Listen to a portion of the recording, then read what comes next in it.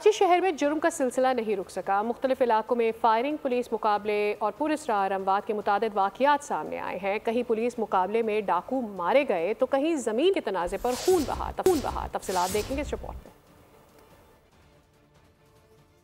काजीकोट scheme 33 में police और डाकुओं के दरमियान फायरिंग का तबादला हुआ। 2 डाकू मारे गए। पुलिस के मुताबिक सादा लिबास एहलकार अली हैदर ने मौके पर पहुंचकर फायरिंग की और मुल्जिमान से असलहा और शहरियों से लूटा गया सामान भी बरामद किया। एहलकार ने कहा मुल्जिमान लूट मार कर रहे थे, तभी हाजिर दिमागी से दोनों को मौके पर मार दिया।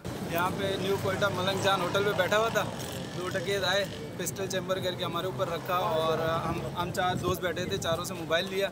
फिर होटल में सबके साथ डकैती की, सबसे मोबाइल वगैरह लिया और फिर बाइक पे बैठ के वापस जा रहे थे। मेरे पास अपना लाइसेंस याफ्ता वेपन था, तो मैंने इन पे फायर किया। और स्टील टाउन में जमीन के तनाज़े पर फायरिंग से अब्दुल सत्तार नामी शख्स जान की बाजी हार गया, जबकि अजमतुल्लाह जख्मी हुआ। मलीर सिटी पुलिस ने आरिफ खास खेली गोट में फायरिंग के वाक़े में मुलव्विस मुलजिम को गिरफ्तार कर लिया। वाक़े में हमजा नामी नौजवान जाँ बहक हो गया था। सब्सक्राइब करें और बेल दबाएं ताकि कोई खबर रह न जाए।